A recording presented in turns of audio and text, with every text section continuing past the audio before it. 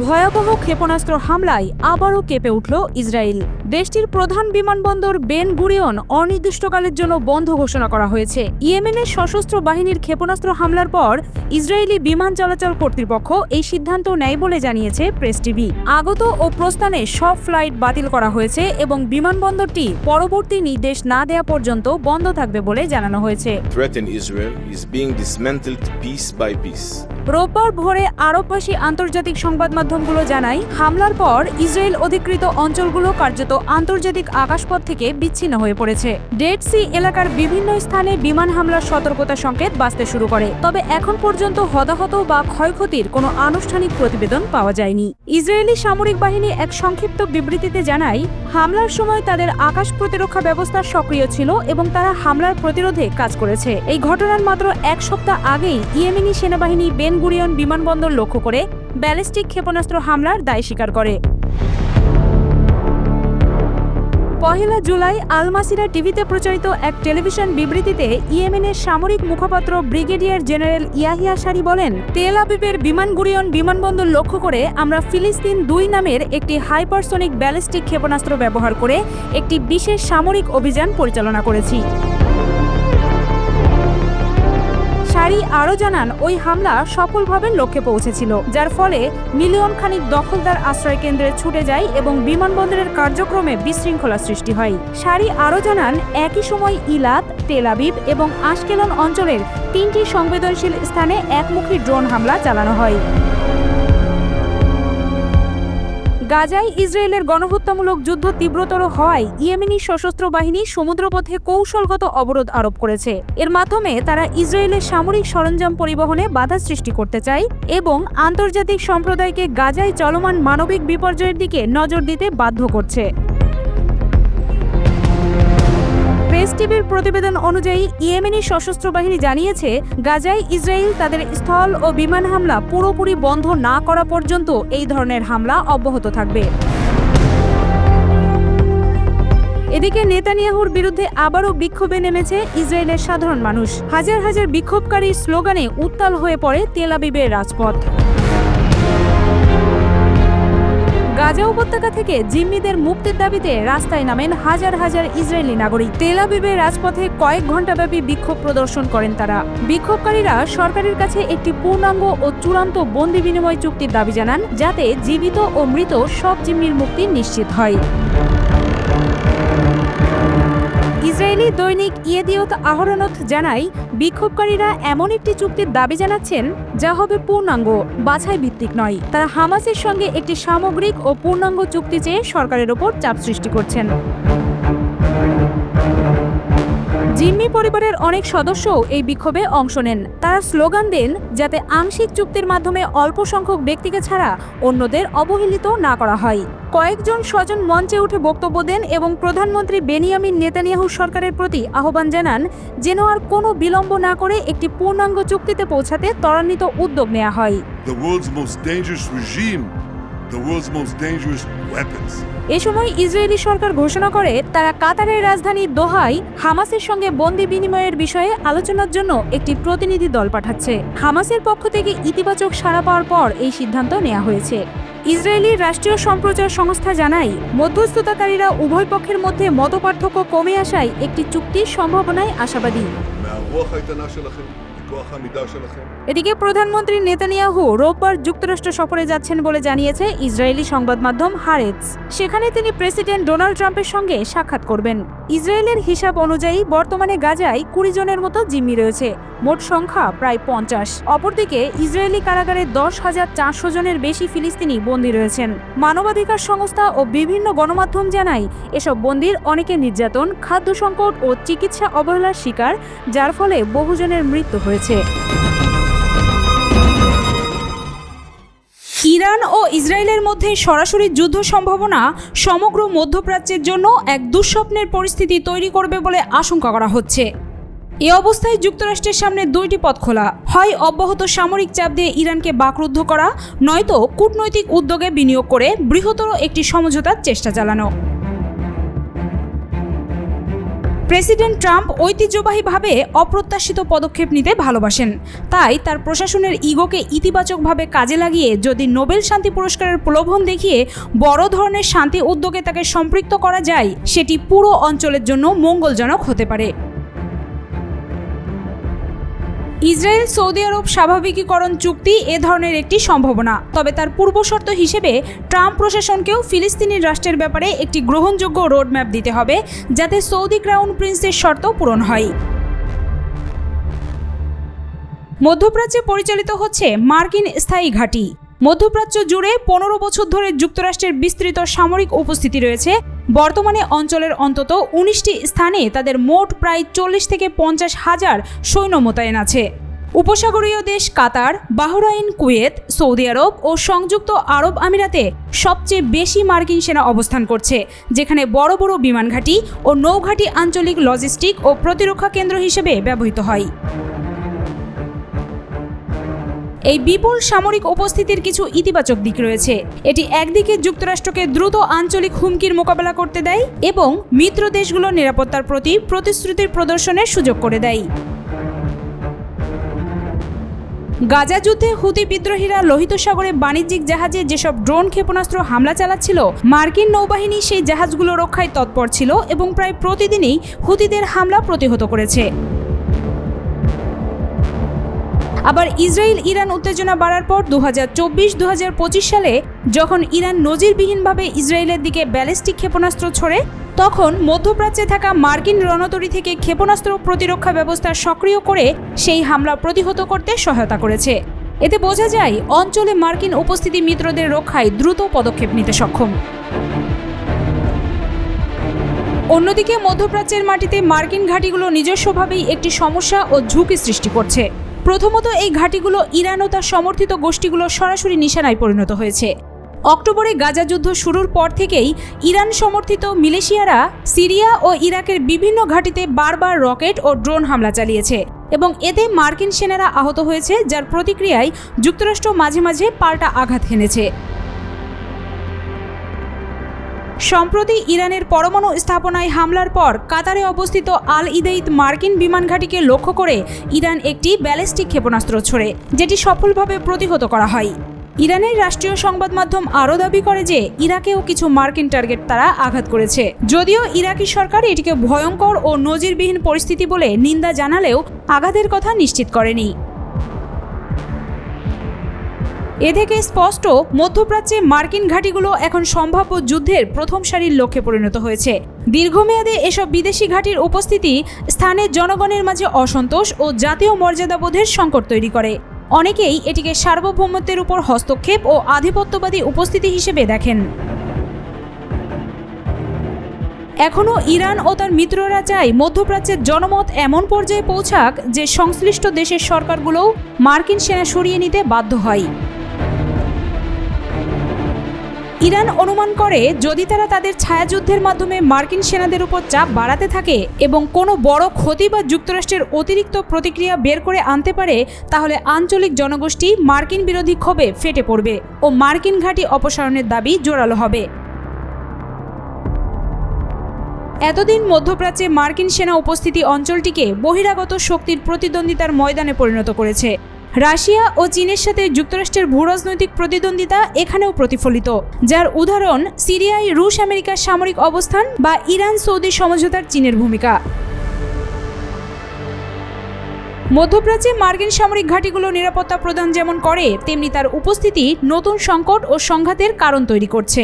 এটি এক দ্বিধাবিভক্ত পরিস্থিতি। নিরাপত্তার নামে থাকা এই সৈন্যসমূহ নিরাপত্তার ঝুঁকিকেও আমন্ত্রণ জানাচ্ছে।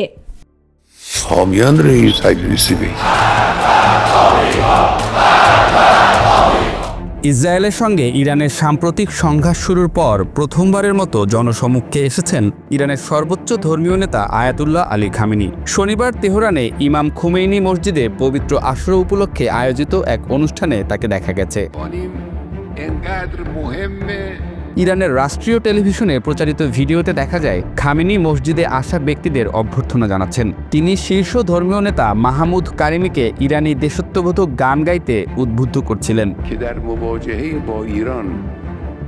সম্প্রতি ইরান ও ইসরায়েলের মধ্যে সংঘাত চলাকালে তাকে একটি রেকর্ড করা ভিডিও বার্তায় সর্বশেষ দেখা গিয়েছিল। তখন গুঞ্জন উঠেছিল তিনি বাংকারে আত্মগোপনে আছেন। ওই সংঘাতে ইরানের শীর্ষ পর্যায়ের কয়েকজন সেনা কর্মকর্তা ও পরমাণু বিজ্ঞানী নিহত হন। গত 13 জুন ইসরায়েল হঠাৎ করে ইরানের পরমাণু ও সেনাঘাঁটিতে হামলা করে। এরপর ইরানও পাল্টা হামলা চালায় ইসরায়েলের দিকে। 22 জুন ইরানের পারমাণবিক স্থাপনায় হামলা চালানোর মধ্য দিয়ে যুক্তরাষ্ট্র সংঘাতে জড়িয়ে পড়ে। 125টি সামরিক বিমান ব্যবহার করে তারা ফোর্দো, নাতানজ ও ইস্পাহান পারমাণবিক স্থাপনায় হামলা চালায়। এই সংঘাত 12 দিন ধরে চলছে। ইরানের বিচার বিভাগ জানিয়েছে 12 দিনের এই সংঘাতে 9 শতাধিক মানুষ নিহত হয়েছেন। গতকাল খামেনির প্রকাশ্যে আসার বিষয়টি ছিল ইরানি সংবাদ মাধ্যমের প্রধান খবর। তার অনুসারীরা টেলিভিশনে তাকে দেখে আনন্দ প্রকাশ করেন, এমন দৃশ্যও দেখা গেছে। এর আগে 26 জুন প্রচারিত এক রেকর্ড করা ভাষণে খামেনি বলেন, মার্কিন প্রেসিডেন্ট ডোনাল্ড ট্রাম্পের আহ্বান সত্ত্বেও ইরান ইসরায়েলের কাছে আত্মসমর্পণ করবে না। এদিকে আন্তর্জাতিক পরমাণু শক্তি সংস্থার একদল পরিদর্শক ইরান ছেড়েছেন। ইসরায়েল ও যুক্তরাষ্ট্রের সঙ্গে সাম্প্রতিক সংঘাতকে কেন্দ্র করে ইরান আইএইএ এর সঙ্গে সহযোগিতামূলক সম্পর্ক স্থগিত করার পর দেশটি ছাড়তে বাধ্য হলেন তারা। সামাজিক যোগাযোগ মাধ্যম এক্সে দেয়া এক বিবৃতিতে আইএইএ বলেছে তাদের কর্মীরা অস্ট্রিয়ার ভিয়েনায় সংস্থার প্রধান কার্যালয়ে ফিরে যাবেন। আইএইএ এর মহাপরিচালক রাফায়েল গ্রোসি বলেছেন, সংস্থাটি যেন আবারও পর্যবেক্ষণ ও যাচাইয়ের কাজ শুরু করতে পারে তা নিশ্চিত করতে ইরানের সঙ্গে দ্রুত আলোচনা করা খুবই জরুরি।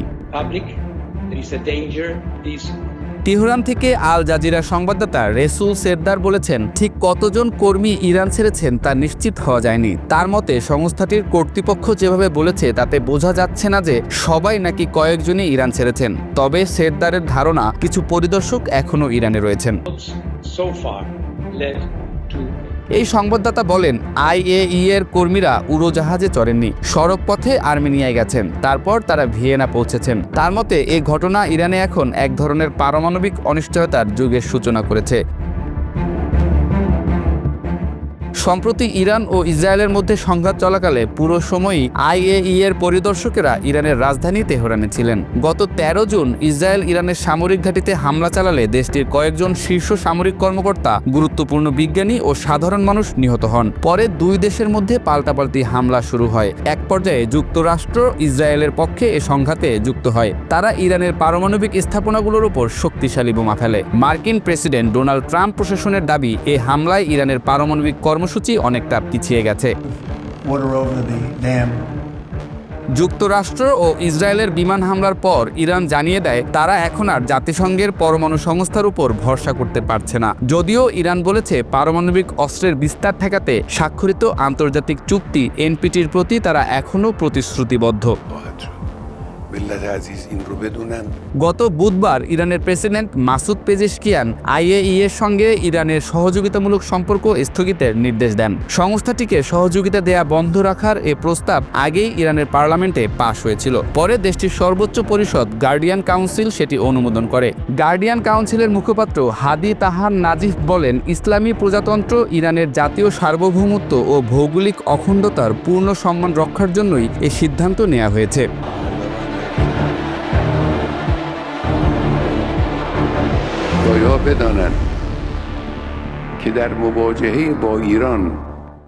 একদিকে হামাসকে ভয় পাচ্ছে নেতানিয়াহু, অন্যদিকে ইসরায়েলে আমেরিকার সহায়তা কমে যাওয়ার গুঞ্জন ভাসছে বাতাসে। ইসরায়েলের যে সকল নাগরিকরা স্বজন হারিয়েছেন বা যাদের স্বজনরা এখনও বন্দী হামাসের হাতে, তারা চাইছেন নেতানিয়াহুর পতন। গাজায় নেতানিয়াহু সরকারের ক্রমবর্ধমান আক্রমণের প্রেক্ষিতে সারা বিশ্বে বইছে নিন্দার ঝড়। গাজার ভবিষ্যৎ নির্ধারণে আলোচনায় বসেছেন ট্রাম্প নেতানিয়াহু। ফলাফলের অপেক্ষায় গোটা বিশ্ব। 7 জুলাই 2025 তারিখে প্রেসিডেন্ট ডোনাল্ড ট্রাম্প ও ইসরায়েলি প্রধানমন্ত্রী বেনিয়ামিন নেতানিয়াহুর মধ্যে হোয়াইট হাউসে অনুষ্ঠিত বৈঠকটি মধ্যপ্রাচ্যের ভবিষ্যৎ নির্ধারণে একটি গুরুত্বপূর্ণ মোড় হিসেবে বিবেচিত হচ্ছে। 7 দিনের যুদ্ধবিরতির প্রস্তাব নিয়ে আশাবাদ থাকলেও বিশেষজ্ঞরা এই চুক্তির দীর্ঘমেয়াদী সফলতা সম্পর্কে গভীর সংশয় প্রকাশ করেছেন। הייתה שיחה מאוד חמה. বৈঠকটি নেতানিয়াহুর এই বছরের তৃতীয় ও ট্রাম্পের দ্বিতীয় মেয়াদে তৃতীয় সাক্ষাৎ। এই বৈঠক এমন এক সময়ে অনুষ্ঠিত হচ্ছে যখন ইসরায়েল ও মার্কিন যুক্তরাষ্ট্র ইরানের পারমাণবিক কর্মসূচির বিরুদ্ধে সফল সামরিক অভিযান পরিচালনার পর একটি বিজয়ী অবস্থান দাবি করছে। গত মাসে ইসরায়েল অপারেশন রাইজিং লায়ন নামে ইরানের পারমাণবিক সুবিধাগুলোতে ব্যাপক আক্রমণ চালায়, যেখানে ৩৩০টিরও বেশি ভিন্ন ধরনের অস্ত্র ব্যবহার করে ১০০টিরও বেশি লক্ষ্যবস্তুতে আঘাত হানা হয়। এই আক্রমণে ইরানের প্রধান ইউরেনিয়াম সমৃদ্ধকরণ কেন্দ্র নাতানজ সহ গুরুত্বপূর্ণ পারমাণবিক সুবিধা ক্ষতিগ্রস্ত হয়। মার্কিন প্রেসিডেন্ট ট্রাম্প দাবি করেছেন যে ইসরায়েল ৭ দিনের যুদ্ধবিরতির শর্তাবলী মেনে নিয়েছে। এই প্রস্তাবনার মূল বৈশিষ্ট্যগুলো হলো হামাস ১০ জীবিত ইসরায়েলি জিম্মি ও ১৮ জন মৃত জিম্মির দেহ ফিরিয়ে দেবে। ইসরায়েল ১২৩৬ জন ফিলিস্তিনি বন্দী ও ১৮০ জন ফিলিস্তিনির মরদেহ ফিরিয়ে দেবে। বিনিময় প্রক্রিয়া ৫টি পর্যায়ে সম্পন্ন হবে। হামাসের সম্মতির সাথে সাথেই গাজায় মানবিক সহায়তা প্রবাহ শুরু হবে। জাতিসংঘ ও রেড ক্রিসেন্টের মাধ্যমে সহায়তা বিতরণ করা হবে। জুলাই ৪ তারিখে হামাস এই প্রস্তাবের প্রতি ইতিবাচক সাড়া দিয়েছে বলে জানিয়েছে। তবে ইসরায়েল জানিয়েছে যে হামাসের চাওয়া পরিবর্তনগুলো অগ্রহণযোগ্য। বিশেষজ্ঞদের মতে হামাস ৩টি মূল শর্তে আপত্তি জানিয়েছে।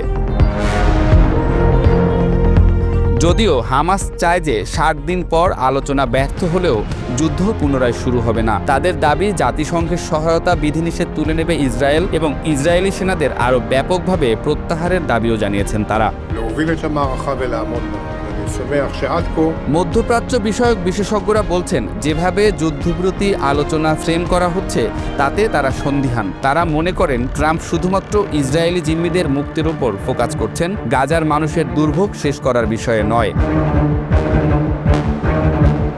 ইন্টারন্যাশনাল ক্রাইসিস গ্রুপের বিশেষজ্ঞরা বলছেন, এটি সবই ট্রাম্প ও মার্কিন যুক্তরাষ্ট্রের উপর নির্ভর করে নেতানিয়াহুর উপর প্রকৃত চাপ বজায় রাখার জন্য, কিন্তু সেটা অত্যন্ত সন্দেহজনক।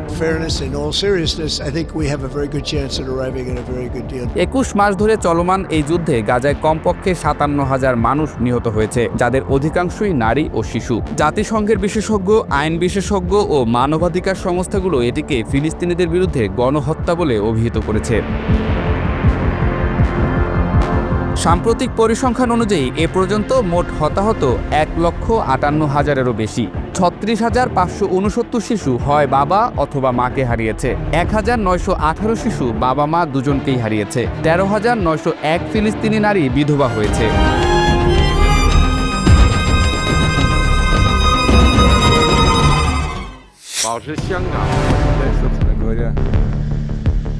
রাশিয়ার সমর্থনে ইউক্রেনে নিজেদের সেনা পাঠিয়ে পুতিনের বন্ধুত্বের প্রমাণ দিয়েছেন কিম জং উন। উত্তর কোরিয়ার মতো চীনও রাশিয়ার পরম মিত্র। তবে কূটনৈতিক ও যুদ্ধ সরঞ্জাম দিয়ে সাহায্য করলেও এখনও প্রকাশ্যে সেনা পাঠিয়ে যুদ্ধের মাঠে জড়ায়নি চীন। এদিকে ট্রাম্প যখনই পুতিনকে ইউক্রেনে হামলা থেকে বিরত থাকার জন্য ফোনালাপ করেছে, তখনই সরাসরি রাশিয়ার পক্ষে সেনা পাঠায় উত্তর কোরিয়া। এরপরই চীনেরও এই যুদ্ধে মাঠে নামার অভিযোগ উঠেছে। বলা হচ্ছে, চীনা নাগরিকরাও ইউক্রেনে রাশিয়ার পক্ষে লড়াই করছে। যদিও বেইজিং এসব অভিযোগ অস্বীকার করে বলেছে তারা তাদের নাগরিকদের যুদ্ধ থেকে বিরত থাকতে বলেছে। ইউক্রেন যুদ্ধ নিয়ে ইউরোপীয় ইউনিয়নকে স্পষ্ট বার্তা দিয়েছে বেইজিং। রাশিয়াকে কোনোভাবেই পরাজিত হতে দেওয়া যাবে না। চীনের মতে রাশিয়া হেরে গেলে যুক্তরাষ্ট্রের ভূ রাজনৈতিক নজর পুরোপুরি চীনের দিকে ঘুরে যাবে, যা তারা কোনোভাবেই চায় না। ইইউ এর পররাষ্ট্র নীতি বিষয়ক প্রধান কায়া ক্যালাসের সঙ্গে চীনা পররাষ্ট্রমন্ত্রী ওয়াং ই এর ৪ ঘণ্টাব্যাপী এক রুদ্ধদ্বার বৈঠকে উঠে আসে এই কড়া বার্তা। বৈঠক সম্পর্কে অবহিত এক কর্মকর্তার বরাতে মার্কিন সংবাদ মাধ্যম জানিয়েছে, ওয়াং ই স্পষ্ট করে বলেন, ইউক্রেনে রাশিয়ার পরাজয় চীনের কৌশলগত স্বার্থের পরিপন্থী। তিনি আশঙ্কা প্রকাশ করেন, এতে যুক্তরাষ্ট্র প্রশান্ত মহাসাগরীয় অঞ্চলে চীনের মোকাবিলায় তাদের সমস্ত শক্তি নিয়োজিত করবে, যা বেইজিং এড়াতে দৃঢ় প্রতিজ্ঞ। বৈঠকে সাইবার নিরাপত্তা, বিরল খনিজ, বাণিজ্য ভারসাম্য, তাইওয়ান ও মধ্যপ্রাচ্যের ইস্যু নিয়ে কঠিন আলোচনা হয়। সংশ্লিষ্ট কর্মকর্তা জানান, ওয়াং ই এর বক্তব্যে ইঙ্গিত মেলে বেইজিং হয়তো চায় ইউক্রেন যুদ্ধ দীর্ঘস্থায়ী হোক, যাতে যুক্তরাষ্ট্র সরাসরি চীনের বিরুদ্ধে মনোযোগ দিতে না পারে। বিশ্লেষকরা বলছেন, ইউক্রেন যুদ্ধ নিয়ে চীনের ভূ রাজনৈতিক হিসাব অত্যন্ত জটিল। প্রকাশ্যে নিরপেক্ষ অবস্থান নিলেও বাস্তবে রাশিয়া পরাজিত হলে চীনের অনেক কিছু হারানোর ঝুঁকি রয়েছে। বিশেষ করে রাশিয়া হেরে গেলে চীন এক গুরুত্বপূর্ণ মিত্রকে হারাবে এবং যুক্তরাষ্ট্রের চাপ আরও বাড়বে। চীনের পররাষ্ট্র মন্ত্রণালয়ের মুখপাত্র মাও নিং শুক্রবার এক নিয়মিত সংবাদ ব্রিফিংয়ে বলেন, চীন ইউক্রেন ইস্যুর পক্ষে নয়। আমরা সবসময় বলে আসছি, আলোচনা, যুদ্ধবিরতি ও শান্তি চাই। যুদ্ধ দীর্ঘায়িত হওয়া কারোর জন্যই মঙ্গলজনক নয়। তিনি আরও জানান, আন্তর্জাতিক সম্প্রদায় ও সংশ্লিষ্ট পক্ষগুলোর মতামতের ভিত্তিতে আমরা রাজনৈতিক সমাধানে পৌঁছাতে গঠনমূলক ভূমিকা রেখে যাব। তবে বিশ্লেষকদের মতে চীনের এসব প্রকাশ্য বিবৃতির আড়ালে রয়েছে আরও অনেক জটিল হিসাব। ইউক্রেনে রাশিয়ার পূর্ণমাত্রার আগ্রাসন শুরুর কয়েক সপ্তাহ আগে প্রেসিডেন্ট শি জিনপিং রাশিয়ার সঙ্গে সীমাহীন অংশীদারিত্ব ঘোষণা করেন। এরপর থেকে দুই দেশের রাজনৈতিক ও অর্থনৈতিক সম্পর্ক আরও মজবুত হয়েছে। এদিকে ইউক্রেন যুদ্ধ ঘিরে চীনের বিরুদ্ধে রাশিয়াকে পরোক্ষ সামরিক সহায়তা দেওয়ার অভিযোগও বেড়েছে। ইউক্রেন ইতোমধ্যে চীনের কয়েকটি কোম্পানিকে নিষেধাজ্ঞার আওতায় এনেছে, যেগুলো ড্রোন উৎপাদন ও ক্ষেপণাস্ত্র তৈরির প্রযুক্তি সরবরাহ করছে রাশিয়াকে। শুক্রবার কিয়েভে রেকর্ড সংখ্যক ড্রোন হামলার পর ইউক্রেনের উপপররাষ্ট্রমন্ত্রী আন্দ্রেই সিবিহা দাবি করেন, রাশিয়ার ব্যবহৃত একটি গেরান 2 ড্রোনের ধ্বংসাবশেষে দেখা গেছে সেটি চীনে তৈরি। ওই হামলায় ওডেসায় অবস্থিত চীনা কনসুলেট ভবনও সামান্য ক্ষতিগ্রস্ত হয়েছে। সিবিহা বলেন, উত্তর কোরীয় সেনা, ইরানি অস্ত্র ও কিছু চীনা কোম্পানিকে এই যুদ্ধে জড়িয়ে পুতিন যে আগ্রাসন ছড়িয়ে দিচ্ছে, এটি তার প্রমাণ। ইউরোপ, মধ্যপ্রাচ্য এবং ইন্দো প্যাসিফিক অঞ্চলের নিরাপত্তা একে অপরের সঙ্গে গভীরভাবে জড়িত। বিশ্লেষকরা মনে করছেন, ইউক্রেন যুদ্ধের ভবিষ্যৎ শুধু ইউরোপ নয়, গোটা বিশ্ব রাজনীতির গতিপথ নির্ধারণে বড় ভূমিকা রাখবে। চীনের কৌশলগত অবস্থান ও রাশিয়ার প্রতি এই স্পষ্ট সমর্থন আন্তর্জাতিক অঙ্গনে নতুন সমীকরণ তৈরি করছে।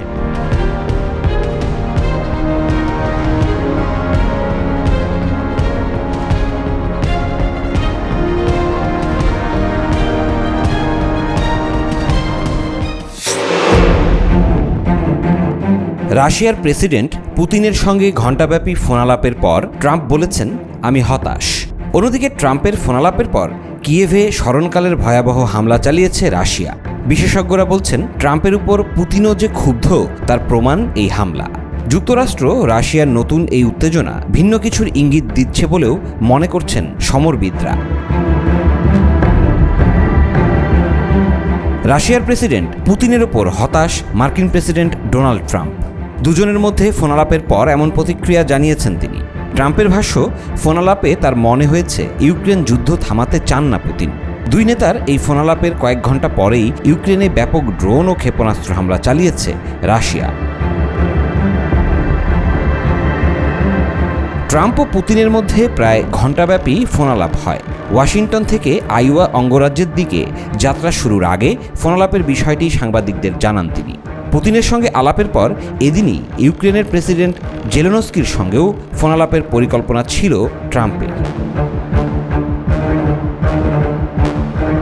সাংবাদিকদের ট্রাম্প বলেন, প্রেসিডেন্ট পুতিনের সঙ্গে যে আলাপ হয়েছে তা নিয়ে আমি খুবই হতাশ, কারণ আমি মনে করি না আলাপে তার মন ছিল, আর আমি খুবই হতাশ হয়েছি।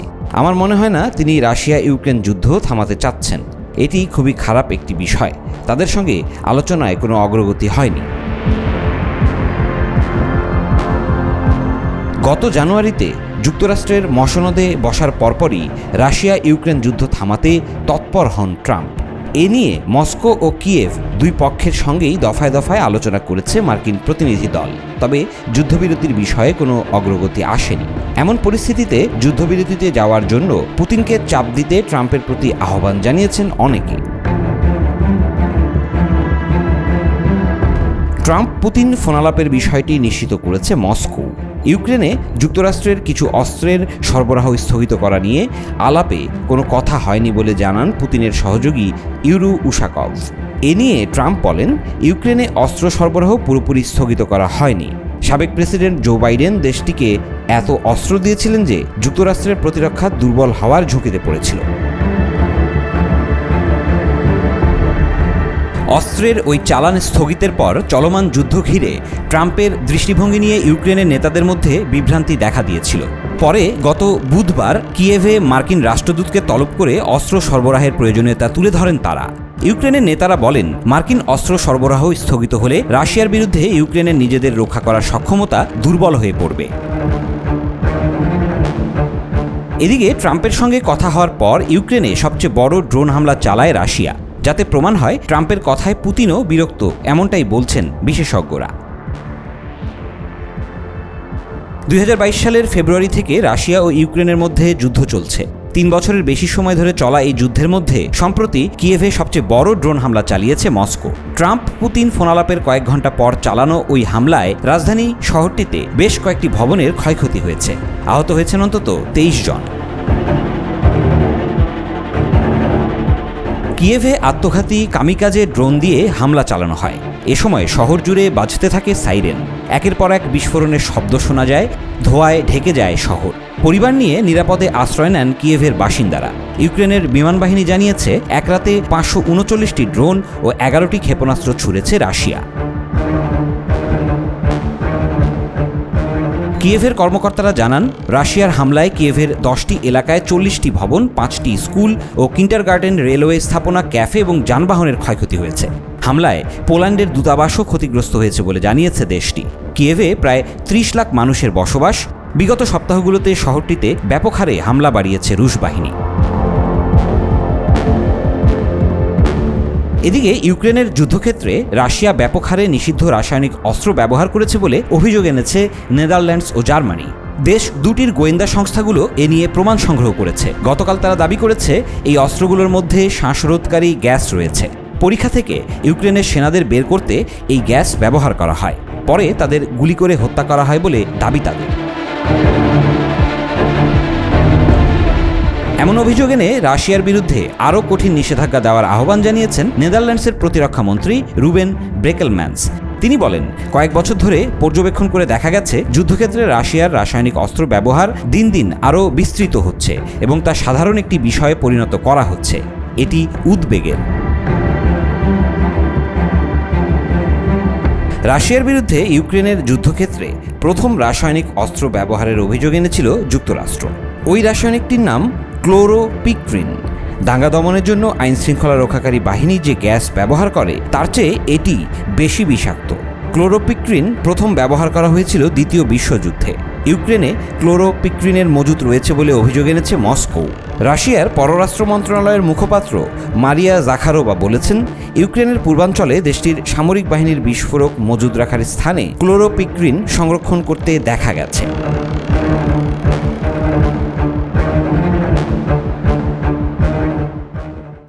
And all of the British military minds involved in this attack. যুক্তরাষ্ট্র ও ইসরায়েলের হামলার পর পশ্চিমা সহ বিশ্ববাসীর ধারণা ছিল পারমাণবিক কার্যক্রমে হয়তো কোনোভাবেই ফিরতে পারবে না ইরান।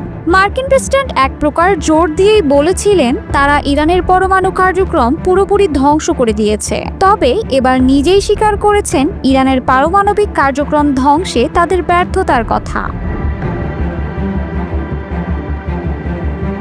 ইরানের 3 পারমাণবিক স্থাপনা ফোর্দো, নাতানজ ও ইস্ফাহানে ভয়াবহ হামলার পর ট্রাম্প প্রশাসন বেশ গর্ব করে বলেছিলেন, পারমাণবিক কার্যক্রম থেকে ইরানকে 5 বছর পিছিয়ে দিয়েছে তারা। মার্কিন এই হামলাকে দুর্ধর্ষ সফল হামলা হিসেবেও অভিহিত করেছিলেন তারা। হামলার পর থেকেই ইরান চুপ থাকলেও বিশ্লেষকরা দাবি করেন, ইরানের পারমাণবিক কার্যক্রমকে সম্পূর্ণ ধ্বংস করতে পারেনি মার্কিন হামলা। বেশ কিছু সংবাদ মাধ্যম জানায়, হামলার আগেই স্থাপনাগুলো থেকে ইউরেনিয়াম সরিয়ে ফেলেছিল ইরান। 5 বছর তো দূরের কথা, এই হামলা সর্বোচ্চ কয়েক মাস হয়তো পেছাতে পারে ইরানের পারমাণবিক কার্যক্রম। ইরানের এমন দাবিকে এতদিন মেনে নেয়নি যুক্তরাষ্ট্র, ইসরায়েল। তবে এবার ভ্রান্ত ধারণা থেকে বের হয়ে ট্রাম্প জানিয়েছেন, ইরান এখনও ইউরেনিয়াম সমৃদ্ধকরণ কার্যক্রম বন্ধ করেনি। আবার তাদের পরমাণু কর্মসূচিতে আন্তর্জাতিক পর্যবেক্ষণের অনুমতিও স্থগিত করেছে ইরান। ট্রাম্পের ভাষায় তেহরানের পারমাণবিক কার্যক্রম স্থায়ীভাবে পেছনে ফেলা হয়েছে, তবে ইরান চাইলে অন্য কোনো স্থানে এটি আবার শুরু করতে পারে। তিনি আরও বলেন, তেহরান যদি পুনরায় ইউরেনিয়াম সমৃদ্ধকরণ শুরু করে তাহলে সেটি হবে একটি বড় সমস্যা। যুক্তরাষ্ট্রের স্বাধীনতা দিবস উদযাপন শেষে নিউ জার্সি সফরের পথে প্রেসিডেন্সিয়াল বিমান এয়ারফোর্স ওয়ানে সাংবাদিকদের সঙ্গে আলাপকালে এসব জানান ট্রাম্প। ট্রাম্প আরও জানান, সোমবার ইসরায়েলের প্রধানমন্ত্রী নেতানিয়াহু হোয়াইট হাউসে সফরে আসছেন। সেখানে তারা ইরান ইস্যু নিয়ে সরাসরি আলোচনা করবেন। একই সঙ্গে গাজায় সম্ভাব্য যুদ্ধবিরতির বিষয়টিও থাকবে আলোচনার অগ্রভাগে। এদিকে আন্তর্জাতিক পরমাণু শক্তি সংস্থা IAEA জানায় তারা ইরান থেকে তাদের পরিদর্শক দল প্রত্যাহার করেছে। যুক্তরাষ্ট্র ও ইসরায়েলের হামলায় ক্ষতিগ্রস্ত ইরানি পারমাণবিক স্থাপনাগুলোর ওপর পর্যবেক্ষণ কার্যক্রম এখন বন্ধ রয়েছে। সংস্থার মহাপরিচালক রাফায়েল গ্রোসি বলেছেন, এটি এখন তাদের সর্বোচ্চ অগ্রাধিকার এবং যত দ্রুত সম্ভব ইরানের সঙ্গে আবারও পরিদর্শন কার্যক্রম শুরুর বিষয়ে আলোচনা জরুরি বলেও জানান তিনি। তেহরান অবশ্য বরাবরের মতোই দাবি করে তাদের পারমাণবিক কর্মসূচি শুধুই শান্তিপূর্ণ বেসামরিক উদ্দেশ্যে। তারা পারমাণবিক বোমা বানাতে চায় না। যুক্তরাষ্ট্রের গোয়েন্দা সংস্থা ও জাতিসংঘের পারমাণবিক পর্যবেক্ষক সংস্থাও এ পর্যন্ত ইরান পারমাণবিক অস্ত্র তৈরি করছে এমন কোনো প্রমাণ পায়নি। তবে যুক্তরাষ্ট্র ও ইসরায়েল বলছে ইরান গোপনে ইউরেনিয়াম সমৃদ্ধ করছে, যার চূড়ান্ত লক্ষ্য পারমাণবিক অস্ত্র তৈরি। এই আশঙ্কার জের ধরে গত 13 জুন প্রথমবারের মতো ইরানের পারমাণবিক স্থাপনায় সরাসরি হামলা চালায় ইসরায়েল। এরপর 22 জুন যুক্তরাষ্ট্র ইসরায়েলের পক্ষ নিয়ে ওই স্থাপনাগুলোর ওপর একাধিক হামলা চালায়। এই পরিস্থিতিতে তেহরানের ওপর চাপ বাড়ছে। যুক্তরাষ্ট্র বলছে তারা ইরানকে পরমাণু কর্মসূচি পুনরায় শুরু করতে দেবে না এবং প্রয়োজনে আরও কঠোর পদক্ষেপ নেওয়া হবে। বিশেষজ্ঞদের মতে চলমান সংকট কেবল পরমাণু ইস্যু নয়, বরং এটি গোটা মধ্যপ্রাচ্যকে আরও অনিশ্চয়তার দিকে ঠেলে দিতে পারে।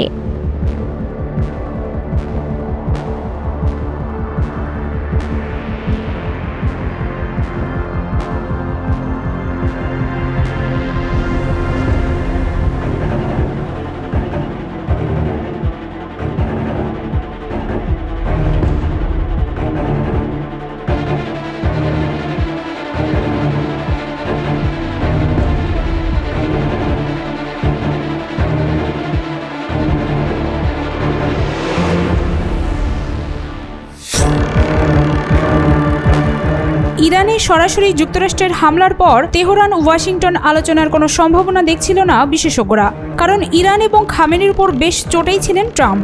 অবশেষে নরম হয়েছে ট্রাম্পের গরম মাথা। আলোচনায় বসতে যাচ্ছে যুক্তরাষ্ট্র ইরান।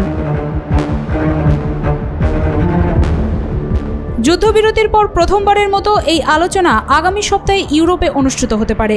শুক্রবার অ্যাক্সিওজের বরাতে আনাদোলু এজেন্সির এক প্রতিবেদনে এই তথ্য জানানো হয়েছে। প্রতিবেদনে বলা হয়েছে, যুক্তরাষ্ট্র আগামী সপ্তাহে ইরানের সঙ্গে আলোচনায় বসতে যাচ্ছে। নরওয়েতে এই বৈঠক অনুষ্ঠিত হতে পারে। পরমাণু ইস্যুতে দুই দেশের মধ্যে এই আলোচনা অনুষ্ঠিত হবে। দুটি সূত্রের বরাতে প্রতিবেদনে বলা হয়েছে, মার্কিন প্রেসিডেন্ট ডোনাল্ড ট্রাম্পের মধ্যপ্রাচ্য প্রতিনিধি স্টিভ উইটকফ ইসরায়েলি হামলা এবং পরবর্তীতে ইরানের পারমাণবিক স্থাপনায় মার্কিন বোমা হামলার পর উত্তেজনা বৃদ্ধির পর প্রথমবারের মতো ইরানের পররাষ্ট্রমন্ত্রী আব্বাস আরাকচির সঙ্গে সাক্ষাৎকার পরিকল্পনা করছেন। সূত্রগুলো জানিয়েছে, নরওয়ের রাজধানী অসলোতে এই আলোচনা অনুষ্ঠিত হতে পারে, তবে এখনও বৈঠকের জন্য চূড়ান্ত তারিখ নির্ধারণ করা হয়নি।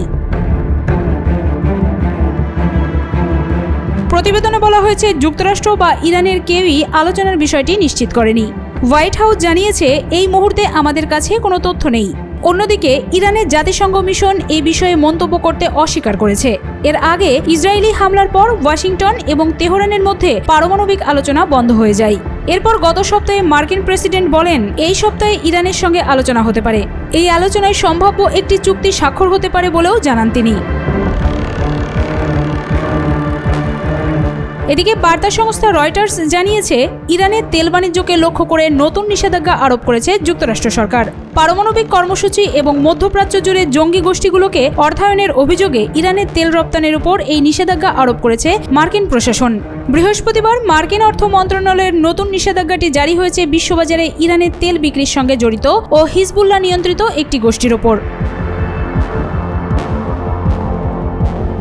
নিষেধাজ্ঞা জারির পর মার্কিন অর্থমন্ত্রী স্কট বেসেন্ট বলেছেন, তেহরানের রাজস্বের উৎসের উপর আমাদের চাপ প্রয়োগ অব্যাহত থাকবে।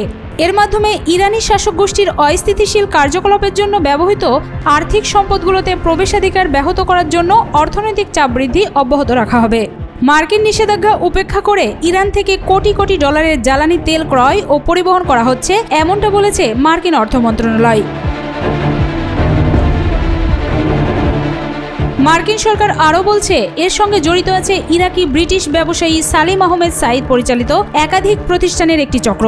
ওই ব্যক্তি অন্তত 2020 সাল থেকে এই কাজ করে আসছেন বলে মার্কিন প্রশাসন জানতে পেরেছে। অর্থমন্ত্রী কার্যালয় থেকে আরও বলা হয়, সাইদের প্রতিষ্ঠান ও পরিবহন ব্যবস্থার মাধ্যমে ইরানের তেল ইরাকের তেলের সঙ্গে মেশানো হয়। ভুয়া নথি ব্যবহার করে এগুলোকে ইরাকের তেল হিসেবে ইরাক বা সংযুক্ত আরব আমিরাতের মাধ্যমে পশ্চিমা বিভিন্ন দেশের কাছে বিক্রি হচ্ছে। 2014 সালে রয়টার্সের এক প্রতিবেদনে দাবি করা হয়েছিল, জ্বালানি তেল বিক্রির গোপন চক্রের মাধ্যমে বছরে অন্তত 100 কোটি মার্কিন ডলার আয় করছে ইরান। এমনকি 2022 সাল থেকে ইরাকে তেহরান সমর্থিত সশস্ত্র গোষ্ঠীগুলো ফুলে ফেঁপে উঠেছে। নতুন আদেশে যুক্তরাষ্ট্র কয়েকটি তেলবাহী জাহাজের বিরুদ্ধেও নিষেধাজ্ঞা জারি করেছে। এগুলো গোপনে ইরানি তেল পরিবহনে যুক্ত ছিল বলে দাবি করছে দেশটি। এতে ইরানের তথাকথিত গোপনে তেল বহনে নিযুক্ত নৌবহরের ওপর চাপ আরও বাড়ল। এছাড়া তেহরান সমর্থিত হিজবুল্লাহর নিয়ন্ত্রণাধীন আর্থিক প্রতিষ্ঠান আল কারদ আল হাসান ও এর কয়েকজন শীর্ষ কর্মকর্তার বিরুদ্ধেও নিষেধাজ্ঞা দেওয়া হয়েছে। মার্কিন প্রশাসনের মতে, ওই ব্যক্তিরা কোটি কোটি ডলার মূল্যের লেনদেন করে গোপনে সহায়তা করেছে লেবাননের হিজবুল্লাহকে। এসব নিষেধাজ্ঞার আওতায় থাকা ব্যক্তি বা প্রতিষ্ঠানের মার্কিন ভূখণ্ডে থাকা সম্পদ জব্দ করতে পারবে দেশটির প্রশাসন এবং তাদের সঙ্গে মার্কিনিরা কোনো ব্যবসা বাণিজ্য করতে পারবে না।